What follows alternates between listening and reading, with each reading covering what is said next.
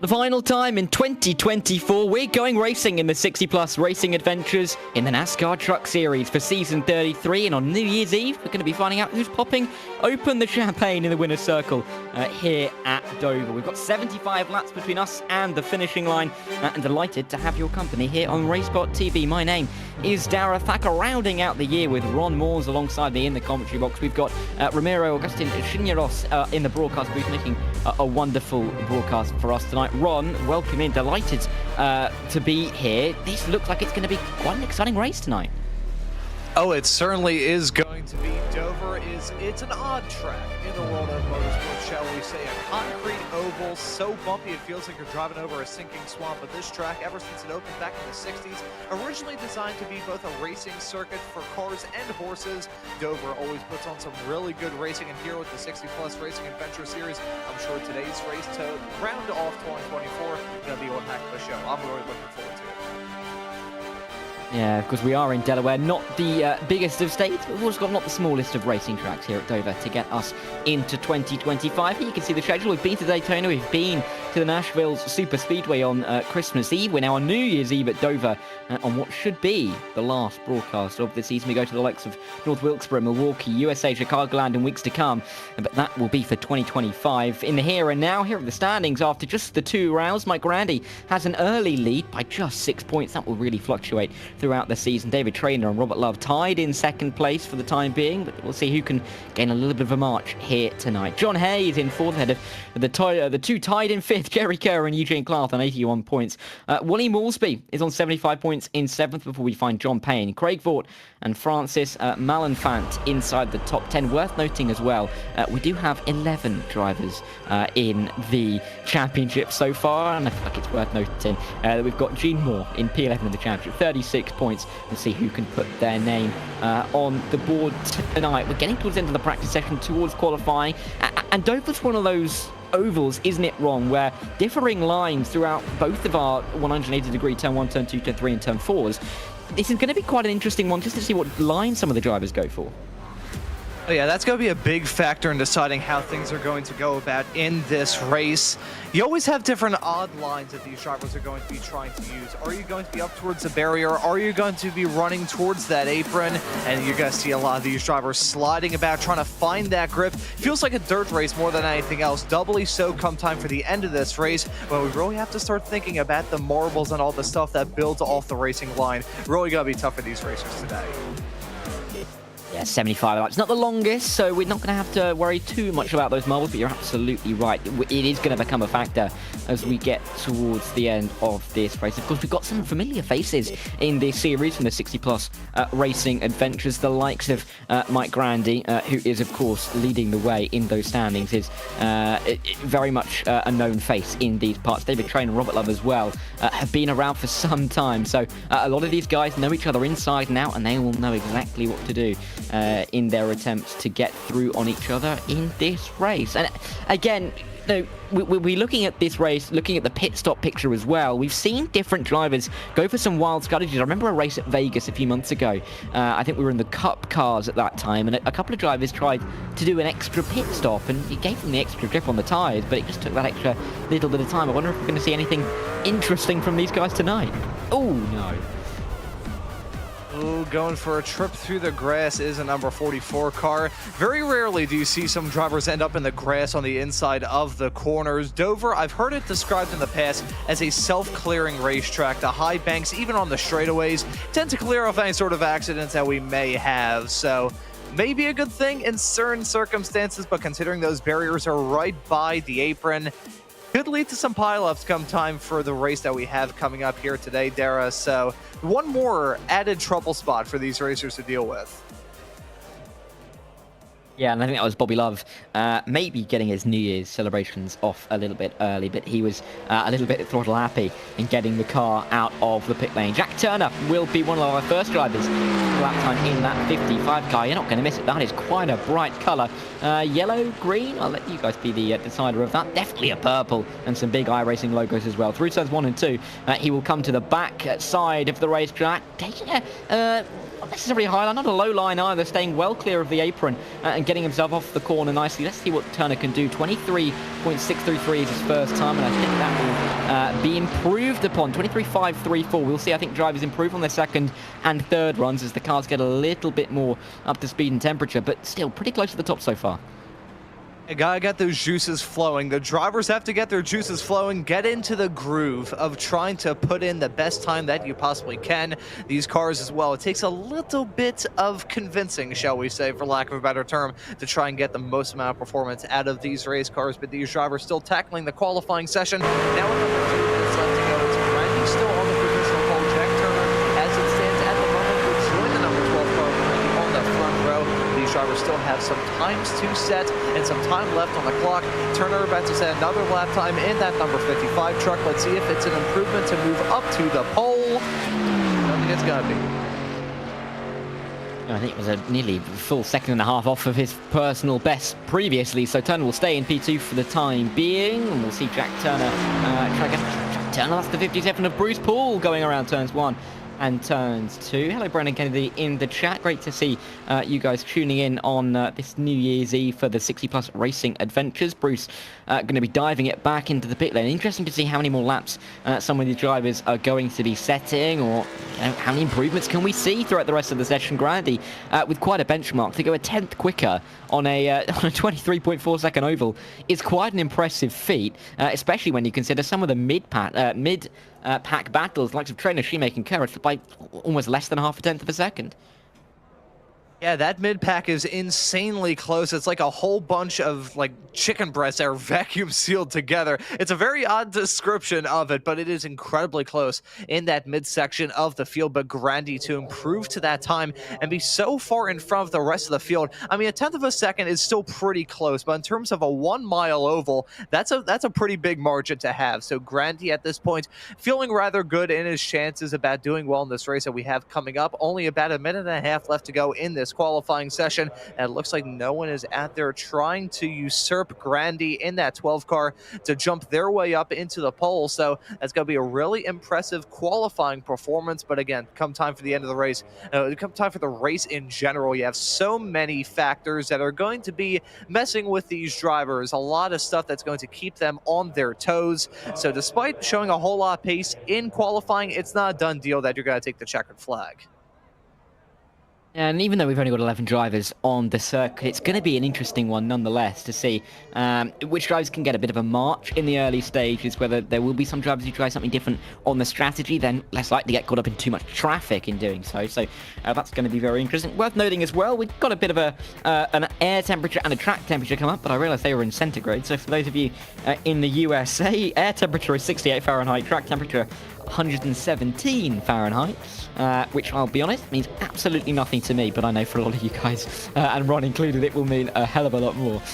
It is a pretty warm track, but this is the grid that is going to be trying to give us some scintillating action in these 75 laps at Dover. Mike Grandy is on the pole ahead of Jack Turner, who's alongside him on the front row. JC Hay and Bobby Lava on row number 2. They're not too far apart though. David Trainer and Randy Shoemaker are on row number 3. Only the 5 more cars to come, and it's Jerry Kerr and Dave Watson on row number 4. We've got Eugene Clark in P9, and he's a little bit ahead of Bruce Poole and Francis Malenfant, who will start in 10th and 11th. Not the biggest of grids. I've had much larger grids to run through, but it doesn't necessarily mean that we're not going to have as much action with an 11-car grid here, Ron, because an oval like Dover, drivers who are pretty close in the championship, albeit early days, but pretty close in qualifying as well. This is going to be a tight race.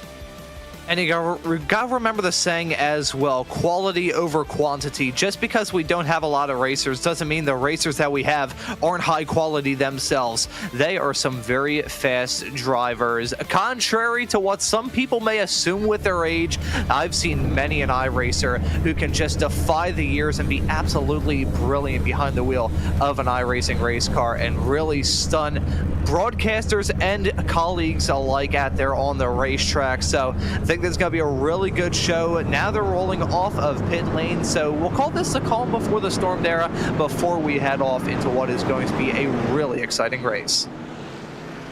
Yeah, pace car getting us around and onto the circuit. No spins like we saw from Bobby Love in qualifying. Love recovered from that spin to get onto the second row. You can see him on the outside in that red and green 44 machine. We'll see what he can do from the second row. They're going to make their way down the back straight. I think we may have an extra lap. We'll double check on the lights of the pace car. We may even be coming in this lap. We've got 75 laps of racing action to decide who is going to take home the final win in 2024 in the 60 plus Racing Adventures Truck Series. Of course, we've got many other series on the go as well in season 33, but for the time being, these guys are focusing on these trucks. They're approaching the final corner. We're about to get going. We are indeed. It's Mike Grandy on the pole. He's the championship leader. He's looking to end 2024 in the best way possible. When does he take the green flag racing? We're going to wait with bated breath.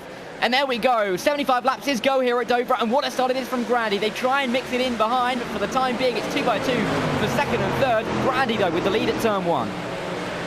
I'm not sure if you saw that, Dara, as they came to take the green. Lots of drivers already scraping the outside wall coming out of turn number 4. So lots of drivers already getting a little bit of a war wound on the right-hand side of their race trucks. But coming to complete the first lap of the race, it's a flyer from Grandy. He's going to be leading it. I wouldn't say comfortably, but he's still going to be taking the end of that first lap at the front. Indeed. Drivers' sakes, but thankfully they get away with it fairly scot-free. See another driver exiting pit lane that I believe was Clark on the inside in that small old flat-out blast between turns 2 and 3. Malafant still down pit lane at the moment, spending coming up to now 40 seconds in the pits. Not sure what's going on with that number 4 truck either. He's now been overtaken by Eugene Clark, who's 3 laps down. But outside of those two, the field's still pretty much neck and neck, packed together. Grandy, on the other hand, he's now pulling a 1-second gap to the front of the number 89 truck of JC Hay. Grandy certainly trying to flex his muscles early on. Yeah, he will try and keep pulling this gap away. Championship leader, he's there for a reason. He's been one of the names that we've known to be at the top of this series year after year, and really showing why he is known as one of the fastest in the series. JC Hay got it all to do to get himself back in into the slipstream, in towards that draft of the number 12. Jack Turner, though, keeping him honest in P2 and 3, and the battle for the podium is far from over. We have got 75 laps of this race. I have to say, I did a little bit worried. I was checking my notes when the 1 hour and 30-minute timer came up, but we have got the 75 laps. It's going to be more difficult for the likes of Clark and Malenfant to get themselves back into contention, but every position is going to garner some points with only 12 cars, so it would be worth finishing, I think it's fair to say. Yeah, when it comes to a field as small as this, you want to make up those moves because it may not seem like much. A move for 8th, like Malsby just pulled off on Dave Watson in the number 17 truck to move his way up into 8th. But come time for the end of the season, any sort of points gap, any sort of points that you can gain can matter a great deal. Come time for the end of this season, that's a big sideways snap for Bruce Poole coming out of turn number 2. He kept it out of the barrier, I think just barely. Actually, I apologize. I don't believe that was Bruce Poole. I think that may have been Francis Malenfant coming out of turn number 2. But either way, Dara, that looked incredibly close for the driver of the number 4 truck. How he kept it out of that barrier stuns me. Yeah, it's not been the best of starts, has it, for Malenfant, just trying to hang on to the car. And let's see it again. Francis coming through. Is he going to wash out a little bit wide? Washes out a little bit wide, tries to correct it. Oh, my word, there is a kiss on the barrier. But that is some save from Francis, and I think that would have been a little bit of a scare. The heart rate will have increased a little bit coming out of that corner, but just about making sure that there's no need to come down pit road the second time in the opening 15 laps. While all of that has been going on, Grandy has widened that gap at the lead further. 2 seconds it is now, and he's now got a bigger gap to JC Hay than we see between Trainer and Kerr, and that Trainer to Kerr gap was formed on lap 1. Some incredible moves from Grandy at the moment. We'll wrap a small little bow around the storyline involving that moment with Malenfant not terribly long ago. We can call that a New Year's Eve smooch with the barrier. Is it too late to use the mistletoe reference? I know it's been nearly a week, but, you know, it all counts, right? It's still the holiday season. Maybe Francis Malenfant's going, but he still has a lot of work to do. We'll hope to avoid any more kisses of the barrier. Bobby Love and Jerry Kerr fighting it out, the 44 and the 199. You know, I think it's fair to say that, you know, for those of you who don't know, the Kansas City Chiefs clearly emblazoned on Bobby Love's car. They've had a good couple of years, including this one. I think he's going to hope to replicate some of that winning nature. It's currently down in P5, but he is looking to try and close the gap a bit to David Traynor. Jerry Kerr's keeping him more than honest, but he went for the move down here at turn 3 and 4, took the inside line and got it done, it seems. Pretty nice move. And they're still side-by-side coming out of the corner. You can see getting oh so close to the barriers. Jerry Kerr in that 199 truck, and through into 5th goes Bobby Love. That was some fairly textbook stuff. That's usually how the racing goes around here, Dara. You have a driver on the outside who tries to use that momentum running on that outside line, but eventually they just get a little bit too tight, hit the dirt on the outside line. They really have to get out of it, drop the anchors to make sure they don't end up in the barrier. And I think Jerry Kerr has dropped it back another position as Randy Shoemake, to be a bit more precise, in the number 3 car, has gotten a move done to slip his way up into 6th and drop Jerry Kerr down to 7th. So that is a storyline that we may have to touch on, as we may see some side-by-side racing in the not-too-distant future involving Jack Turner and JC Hay.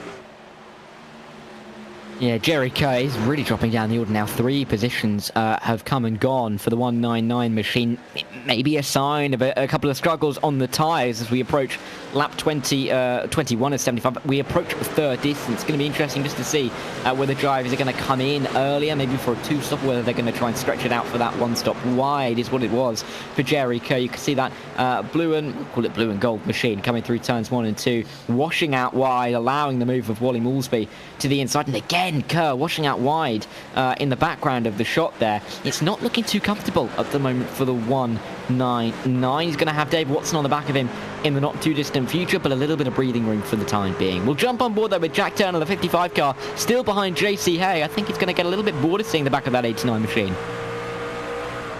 And they're running, I wouldn't say effectively in no man's land, but they are getting close to it. David Trainor's about a second back of Jack Turner, and you have to go 2.2 seconds farther up the road to find Mike Grandy.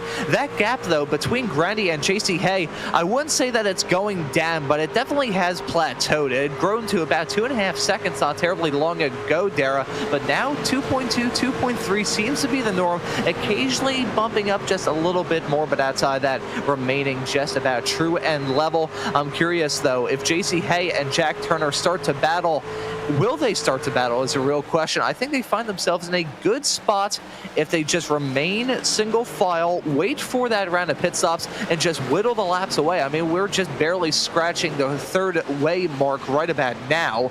But if they work together, they may find themselves catching up to Grandy. However, considering this gap has now decreased to about 0.2 of a second, won't be too shocked if we see the number 89 and 55 truck go side by side in the not too distant future. I have to be careful about waiting too long, though, aren't you? This is only about a 25-minute race. This is a bit of a send to the high line for Jack Turner, nearly, but going to be working out around there. JC Hay, though, will start to see that bright green, bright yellow, however you want to describe it. It's all of the colours, it seems, in his wing mirrors. Oh, nearly going for the high line again. Jack Turner all over the rear end. Maybe JC Hay trying to save that extra little bit of fuel that Jack Turner's been able to do by sitting in that draft all race long. And as we see his pit box as he dives his way through turn 1, is he going to be starting to think about that pit box soon? We've not seen anybody come in on lap 25, which may suggest to me we're looking at maybe a 1-stop race, if at all. So I think we're going to see a bit of an interesting dynamic on when these guys make some pit stops here, because there is no defined halfway mark in an odd-numbered race. And I think at this point, Dara, if I'm keeping my eyes out to see who's going to come down pit lane, my money would probably be on Jerry Kerr, considering he's lost out on a lot of time. It looked like that truck was just evil not terribly long ago. Looked about as tight as a pair of skinny jeans did that number 199 truck. So he may come down pit lane in the not too far off future. These two, on the other hand, they may be all too focused on the racing action, as Bobby Love losing out on 2 spots in the span of about 5 seconds. Another spot, he's dropping down the running order. I think Bobby Love may be coming down pit lane. That or he's had some sort of off-track excursion. No, Bobby Love in that number 44 truck making that call to come down pit lane.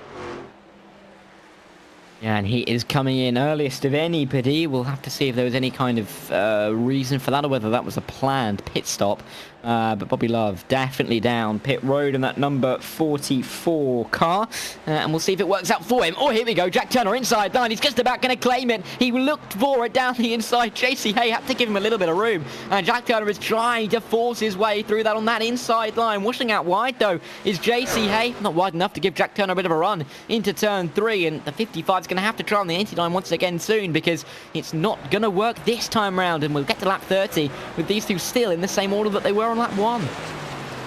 We're going to take a look at a replay as well as Bobby Love gets into the barrier coming out of turn number 4. You can see that car was wiggling, heading down the start-finish straightaway as he went side-by-side with the number 98 truck of Wally Molesby. So I think that may have been part of the reason why Bobby Love came down pit lane, felt oh so tight through 3 and 4, and just decides to come down pit lane a little bit after the 3rd mark of this race. I'll ask you this here, Dara. Do you think that's a good call from Bobby Love to make that early decision to come into the pits? Or do you think it would have been a little bit more advisable to come in a little bit later and not be alone in this strategy call? Well, this is the thing. I think we were talking about this pre-broadcast, actually, that in some of the races that we've seen broadcast live here on RaceSpotTV in the 60+ Racing Adventures series, some drivers have gone for the extra pit stop than you necessarily need. Of course, there is one mandatory pit stop. Everybody will have to come down pit lane. I mean, fuel's at 50% in these cars. I don't think they'd be able to get 75 miles anyway. But we have seen drivers go for a 4 stop rather than a 3. I don't see why someone wouldn't try a 3 rather than a 2. Although, with this race being, 25 minutes? I mean, do you think you could claim that time back? Because I think it'd be pretty close, Ron. I mean, I'm definitely not a strategy expert. There's a very good reason why I'm behind a microphone instead of behind the wheel. But to kind of justify a 3-stop strategy in a race like this, the tires would have to be made out of like Swiss cheese or something like that. That'd be the only excuse in my book to kind of justify a strategy call like that. Obviously, fresh tires in a NASCAR race of any kind, whether it be in a truck, whether it be in some sort of ARCA machinery, whether it be an Xfinity car, or whether it be in a next-gen Cup car.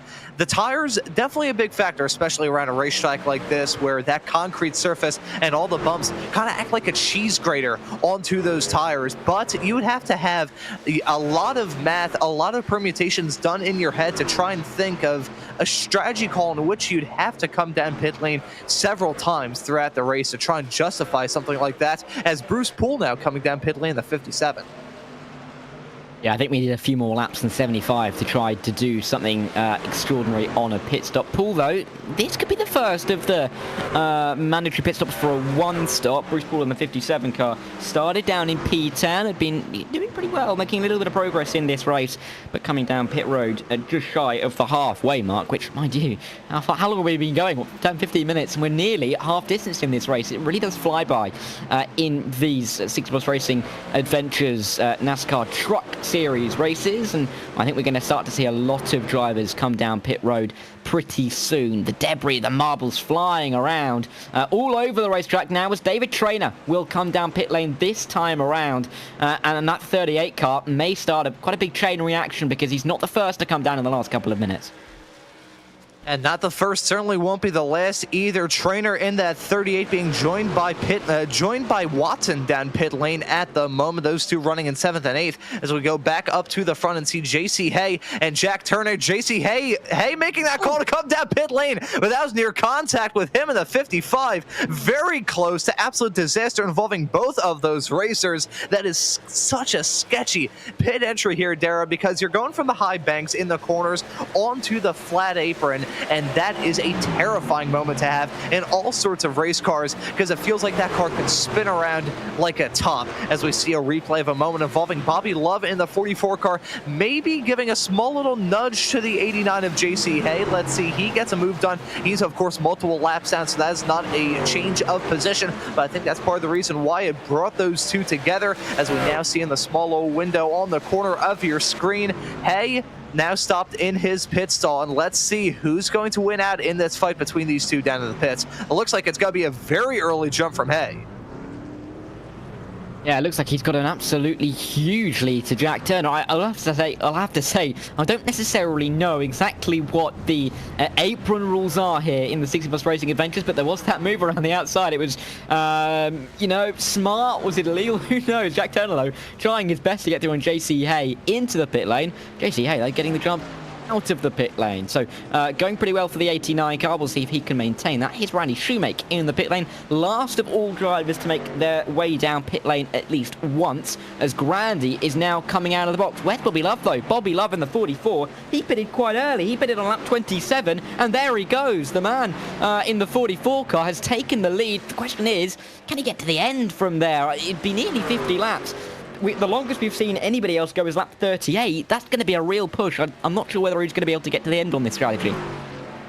I gotta say, looking at our live timing screen, Dara, and seeing how long Bobby Love spent down in his pit stall compared to Mike Grandy, it was 14.4 seconds for Bobby Love compared to 15.2 for Mike Grandy. So probably taking a bit less fuel. And bearing in mind, he pitted probably, doing the rough numbers in my head, probably about 16 laps before. I don't think there's any way that Bobby Love in that number 44 car can make it to the checkered flag. As an Eagles fan, I can assure you that occasionally the Chiefs have had some pretty good luck in real life, but I'm not sure if the number 44 Chiefs truck will be able to make it to the checkered flag. That he would have to do some fuel saving of a lifetime and keep his fingers crossed while wheeling that race car around this track. Yeah, I wouldn't let Bobby know that you're an Eagles fan off what happened a couple of years ago. That may not end. That conversation may not go well for you. I will say immediately, just to make it super clear, I know nothing about American football. The only sport that I know about is racing. I just know that what some of my family members talk about at family functions around the holidays. So I will just leave it at that. Bobby Love, if you're listening to this broadcast, I know nothing about football. Please take that past comment with a grain of salt. I will tell you, the one thing you didn't say is the Chiefs, his team, are going this year for 3 Super Bowls in a row. They're trying to become the champions of the NFL 3 years in a row. So they've been winning quite a bit. And Bobby Love's doing a little bit of winning himself on New Year's Eve. He's winning the race. And it nearly, on lap 44, he will be in the 44 leading the field at the moment. But we are now really into the second half of the race. We are getting towards the closing stages already. Drivers really having to position themselves quickly now. Jack Turner can't afford to sit behind Mike Grandy, JC Hay, I should say, for any longer, because Mike Grandy, coming through shot there, is getting further and further up the road once again after the pit stops. They got a little bit of an undercut in the 89 and the 55, but now Grandy showing his pace once again and pulling away a touch from these guys. So Turner with a lot of work to do. He's got to get the move done that he wasn't able to do earlier on in the race. Yeah, he's going to have to make hay while the sun is shining. Well, the sun is still shining in this race on lap 45 of 75. So we're over the halfway mark here, Dara. So at this point in time, some of these racers may be thinking about having to go for some moves that they maybe weren't considering earlier on, risking it for the biscuit or risking it for the Trisca if you're feeling the low-calorie option. Jack Turner running in fourth. He's probably getting sick and tired of seeing the back of JC Hayes' race car, and I'm curious in that number 55 truck if he will try to get some moves done. And they will dive their way towards 3 and 4 underneath the advertising board, and it will still be JC Hay ahead of Jack Turner, ahead of David. These guys started in 3rd, 4th and 5th, and you'll never guess, they are currently 3rd, 4th and 5th. Oh, no, that's a lie, actually. I will tell a lie. That's Jack Turner started in 2nd. It was actually Bobby Love who started in 4th. So those two have directly swapped in their positions on where they started. But with Bobby Love going slightly back, because we've seen Mike Grandy get through in the last 30 seconds, we may start to see him fall a little bit further back before what we presume will be his 2nd and final pit stop of the afternoon. Still, though, a tight field. All 10 cars on the lead lap, split by 13 seconds after 48 laps, and that's kind of what we expected. A tight race all the way throughout, despite only having 12 cars on the circuit. Yeah, even though we've got 48 laps on the board and 12 cars still out there, albeit the 2 at the back of Eugene Clark and Francis Malinfat being a little bit farther back, multiple laps down. Or as I say that, Eugene Clark making another run down pit lane. It is still pretty close all throughout this field, but this is the battle that we're definitely going to be keeping our eyes on. JC Hay, Jack Turner, still very, very close. Look at David Traynor in the background there as well. This is a 3-horse race. I mentioned this track used to be a horse racing facility possibility. I believe it still kind of is to this day, but we've got a 3-horse race battling for that final podium spot. Yeah, and as we pass the 2/3 mark, it will be Jack Turner inside line. Can he finally get it done? He's tried time and time again on JC Hay. JC Hay washing out a little bit wider than we've seen before, but still able to get a good enough exit to keep his nose in front on the way down towards 3 and 4. The difference now, though, is Turner has the line through 3 and 4 inside line. Can he control it? Can he get the exit and launch off of the corner? It looks like he can, and all whilst JC Hay goes wide, David Traynor is going to get involved. He's going to go to the inside at turn 1 and 2 and make it 2 for the price of 1. JC Hay, for such a long time in a net P2, now down 2 spots. And I'm sure at this point in time, Jack Turner is very happy about David Traynor kind of giving JC Hay a little bit of a trouble. Because look at this, Wally Molesby now getting a move done on the number 89 truck of JC Hay. Hay dropping down like a stone thrown into a pond. He's now down into 6th, losing out on a handful of positions in the span of just a handful of laps. It shows you how in these NASCAR races, you get thrown off your line a little bit and things can absolutely fall apart. A little bit of wall contact there from the number 73 truck of Eugene Clark as we're following David Traynor. He, at this point in time, you have to go a second farther up the road to find Jack Turner. Turner checking out that number 55 truck, but Traynor and the 38, he's now going to find himself in a battle with himself and Wally Molesby. So that battle for the final 2 spots inside the top 5 is now very much on. Yeah, for Wally Molesby, actually, a driver who wasn't part of the pre-race grid because he didn't take part in qualifying, where it was all the way back in 12th off the start, is going for P3. And there goes Bobby Love into the pit lane. Molesby, you could just see in the background there on the inside for P3. I think the 98 is past the 38 into turn 1. And Wally Molesby, who started down in P12, is now up into the podium positions and going after Jack Turner and Mike Grandy with 21 laps to go.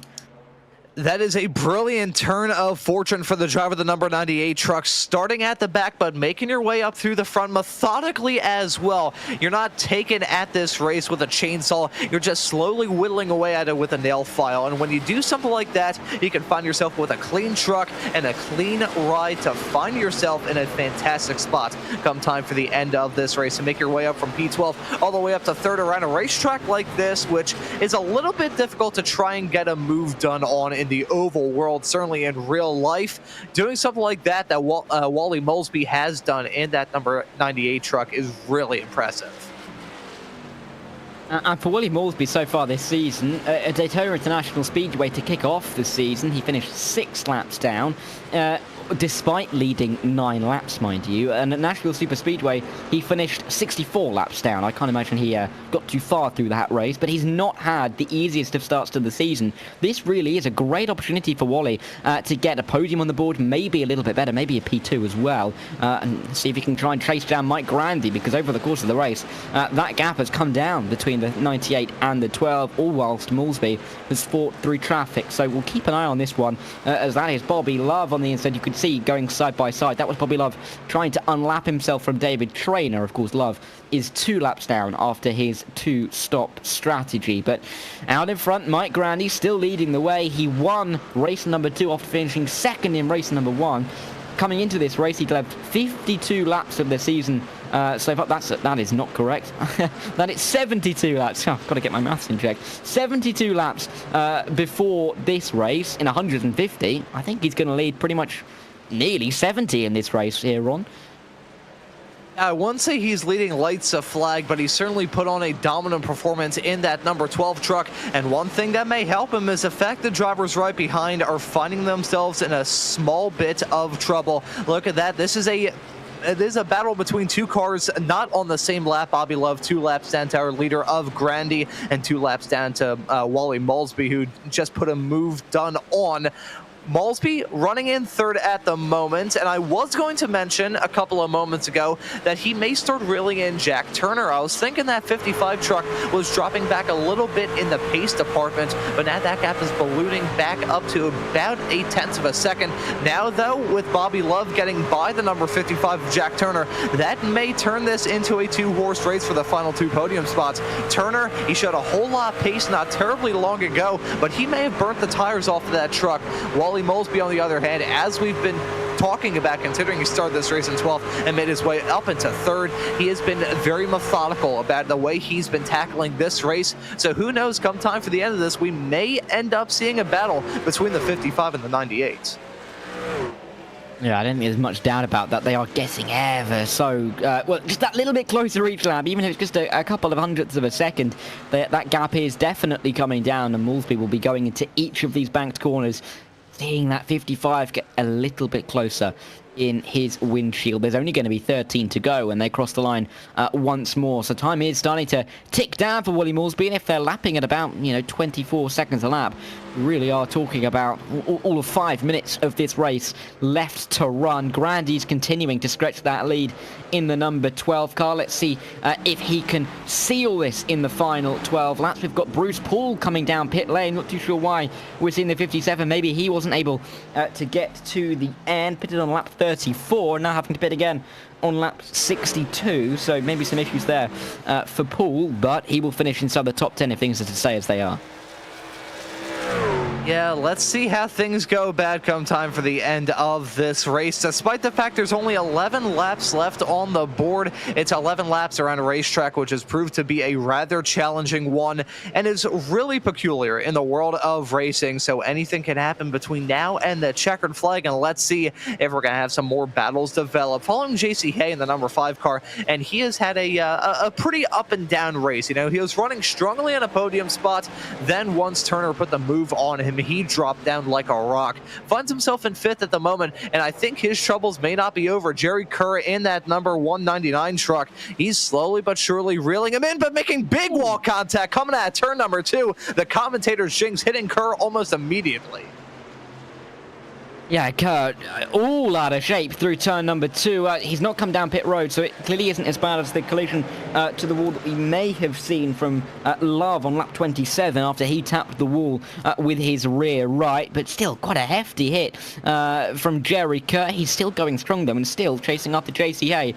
Top 5 finish in this race. Less than 10 to go now here at Dover Speedway, and we're going to have to see if Mike Grandy can wrap this up, if Wally Moulsby can try and make a bit of a charge for P2, and if JC Hay can hang on to P5. He looked so comfortable in the top 2 for a long period in this race, but all of a sudden it only took a couple of laps for him to go from 2nd to 5th, and he's hanging on for dear life inside that top 5 now. That was a pretty significant amount of wall contact with Jerry Kerr in the 199. Looks like he just got the air taken off of the front of that race car. JC Hay cutting his nose off a little bit, that air washing off of it, and him just careening his way into that outside barrier. Thankfully, though, these cars are mega tough. So at this point in time, Kerr still finding himself in a good spot. Look at the 57 hounding him. That's Bruce Poole. He's multiple laps down to these two. So still, I think Jerry Kerr just had another moment coming out of turn number 2. May have hit the wall yet again. That 199 truck showed a lot of pace, but I think now he's starting to struggle. He may drop back yet again. Who knows? He may even lose out on 6 spots. Randy Shoemake running in the 7th position at the moment. The 199, though, of Jerry Kerr looks like he's really struggling for grip heading through turn 2. Yeah, and we'll try and hang on to the end of this race. Time really is ticking down. Some drivers are going to be hanging on a little bit more than others. I'm thinking of the likes of not Bruce Poole after he pitted again, but the drivers that pitted on lap 36, Watson in particular, who could be struggling a little bit more. That's Dave Watson, who is now a lap down to Mike Grandy in this race as Grandy's continued his charge. But those drivers that did pit a couple laps earlier, David Traynor, one of those as well, will be struggling a little bit more with the tyres as we get towards the end of this stint. The undercut really showed how much the drop-off in pace can be. So can those guys hang on? The likes of Grandy, the likes of Shoemaker in the best positions for the time being. Can they make that work for them, though? And that is the real question. These drivers are going to be trying to do the thinking in their own head. Certainly whenever I'm in a position like this, trying to think in the car, the smoke in the cockpit is not from the exhaust fumes, it's just from my mind burning itself to pieces. But these racers have been in situations like this before, and they're trying to think of how things are going to go in the final few laps. But practically no time left in this race at all. There are 72 on the board of 75 on this race. Looks like most of the field is spread out at this point in time, and Mike Grandy on track for a pretty dominating victory now with only 3 laps to go. Yeah, Turner looks like he's going to hold off Willie Moulsby as well, unless something dramatic happens in the closing stages. David Traynor is a long way back. That is Bobby Love in the shot, who is the lap down that you can see. But it really has been an impressive drive, no doubt about that, from quite a lot of these drivers. Mike Grandy, nonetheless, what a way to end the year as well. That would be a brilliant way to end the year for him as well. A brilliant way to end my year as well. This has been a really compelling race coming to its conclusion, though. Now with only 2 laps left to go. A lot of these racers choosing to end the year of 2024 off in style with some great racing. Got to see some side-by-side racing with the 55 and 57. Of course, Bruce Poole in that 57. A couple of laps down to Turner in the 55. Are on the white flag, and Mike Grandy on track for a dominating victory here at Dover. Yeah, coming around turn 2, he's got no pressure from behind. He's got about a third of the circuit to get himself in P2. Jack Turner is nearly 9 seconds back. That gap has been eked out lap after lap. But in the final race of 2024, Mike Grandy continues to dominate. He extends his championship lead with a win after the 75 laps here at Dover. And what a way to cap off what a great 2024 it's been from the man from New York. Jack Turner and Willie Moulsby will finish on the podium after Moulsby's fantastic drive from P12 to the podium. And at the end of the race, is that David Traynor going backwards? I hope not, but he's gone down the order from P4 to P7. Jerry Kerr gaining a spot as well. This may be after the flag, but for a moment there, I wasn't necessarily sure if those guys had finished in the order. We'll get back to you on that, but in the end, we do know Mike Grandy has won the race, Jack Turner second, and Moulsby a very impressive third. Yeah, and Moulsby probably being my driver of the day. He put on a fantastic performance, making his way up through the field. That is a brilliant way to end that race with a podium as well. Not going to be in victory lane spraying the champagne, but I'm sure he is going to have no qualms about that performance that he put in, as well as we may have a replay of the action. There it was, Traynor dropping down, coming to the checkered flag. Think he ran out of fuel there, Darren. As a result, that he dropped all the way down to 7th. A heartbreaker at the end for David Traynor in the 38 truck.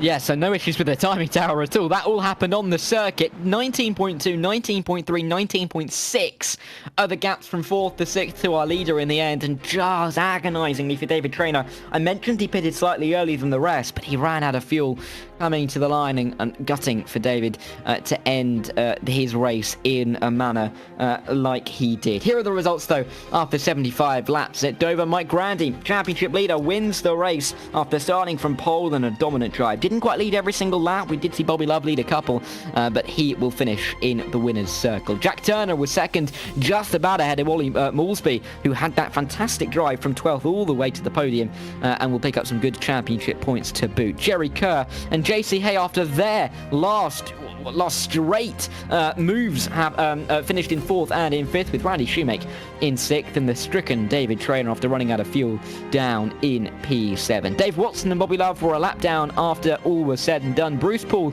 found himself 2 laps down at the end of that race, with just a couple more drivers. Eugene Clark 4 down, as was Francis Malenfant. So they were the 12 drivers who were involved with us this evening, and I think we're going to be able to speak to a couple of the drivers who had such a great race here this evening. I think we're going to be able to grab in Mike Grandy into the commentary box, and we'll welcome in Mike. Congratulations, Mike. Final race, a win. That must be, you must be delighted with how that's gone. Thank you. Yeah, that was a pretty good race. A lot of fuel saving, but tires seemed to hold up well, and everybody raced well. Really fun. And you've been such a great driver in all of the series in this championship. Is this the best way to end 2024 and go into 2025? Yeah, I mean, I would say so. I mean, anytime you get a win, it's got to be a plus. I just enjoy racing. It's not even about the wins. They come, but racing with everybody, 60 plus is such a great league, and a lot of gentlemen. Yeah, I can absolutely second those comments. And obviously, with it being New Year's Eve, Mike, is there any way you're going to celebrate this evening? Yeah, I'd like to say, but the league name is 60 plus, so we'll see how it goes. I might make it to midnight. We wish you all the best, Mike. Thank you so much for joining us. Congratulations again, and wish you a happy New Year. Thanks. Thank you, guys. Brilliant to speak to Mike Grandy after yet another win. I think, Ron, we've got David Trainer in the box, and here he is speaking to you now. Yeah, that we do. David Trainer now joining us in the commentary booth. And now, David, it looked like such a good drive from you, but was there any sort of fuel issue come time for the end of the race? What happened there?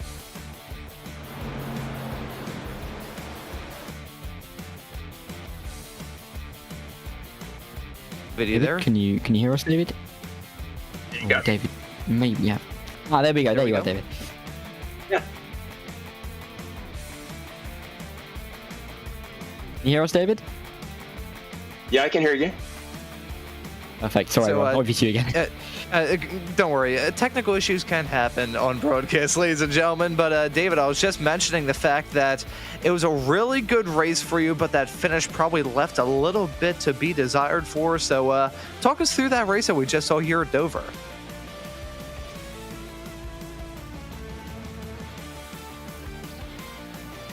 I think David's having a couple of technical You got me difficulties. now? Oh, we've got you now, David. How did that race go There for we you? go. Oh, it was a good race, but I was just a little short on fuel, so didn't finish too well.